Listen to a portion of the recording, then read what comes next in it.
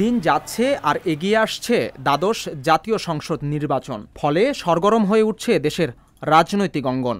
একদল ধাপের পর ধাপ অবরোধ ও হরতাল কর্মসূচি ঘোষণা করছে, আরেক দল রাজপথে প্রতিবাদ জানাচ্ছে মিছিল করে। কিন্তু সাধারণ মানুষ সবকিছু মেনে নিলেও আতঙ্ক হয়ে দাঁড়িয়েছে অগ্নিসংযোগের ঘটনাগুলো। চলার পথে সাধারণ মানুষের কাছে এসব অনাকাঙ্ক্ষিত ঘটনাই যেন মারাত্মক ঝুঁকি।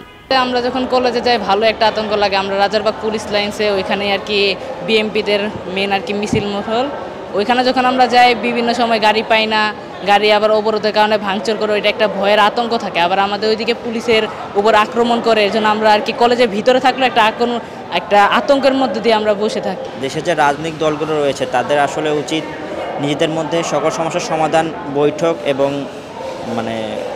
কথা বলার মাধ্যমেই সমাধান করা। এরকম অগ্নিসংযোগ অথবা সহিংসতার পথে না গিয়ে কথা বলার মাধ্যমে সমঝোতা করলে জিনিসটা খুব ভালো হয়। চলমান অবরোধ কর্মসূচিতে যান চলাচল কিছুটা স্বাভাবিক রয়েছে, তবে অগ্নিসংযোগের ঘটনায় বাস টার্মিনালে স্বাভাবিক নেই যাত্রী সমাগম। ফলে চলমান কর্মসূচিতে পরিবহন চালক ও সংশ্লিষ্টরাই বেশি বিপাকে।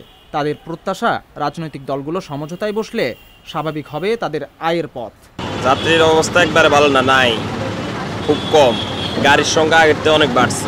যদি একবারে গায়ে গায়ে সমান সমান হয়ে যাইতেছে আর কি, টাকা টুকা থাকে না, চালাইতে ভয় লাগে।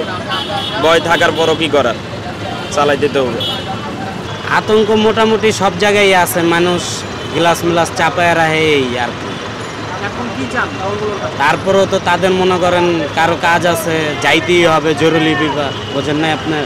যাত্রী যদি উঠে তাহলে টাকা পাই, না উঠলে টাকা পাবো কইতে। কেমন যাত্রী দেখছেন হরতাল? আছে মোটামুটি ভালোই। আগে তো জমা ছিল 1130, এখন হরতালের কারণে কোনোদিন 800 দিই, 900 দিই।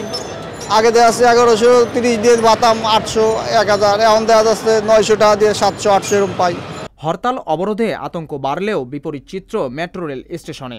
একজন যাত্রী পেলেই বাস সংশ্লিষ্টরা যেখানে টানাটানি শুরু করছেন, সেখানে যাত্রীরাই হুমড়ি খেয়ে পড়ছেন মেট্রো রেলের টিকিট কাউন্টারে। রাজধানীবাসীর কাছে অবরোধ কর্মসূচিতে এখন মেট্রো রেল নিরাপদ বাহন।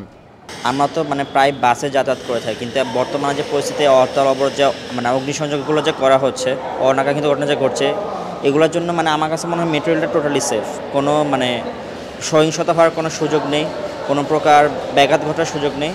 খুব ভালোই চলতেছে আলহামদুলিল্লাহ। হরতাল অবরোধ আর নয়, সাধারণ মানুষ চায় নিরাপদ ও সুষ্ঠু জীবনযাপন। বিজন কুমার, সংবাদ প্রকাশ, ঢাকা। সংবাদ, ফিচার ও অনুষ্ঠানের জন্য ভিজিট করুন সংবাদ প্রকাশের ওয়েবসাইট এবং যুক্ত থাকুন ফেসবুক পেজ ও ইউটিউব চ্যানেলের সঙ্গে।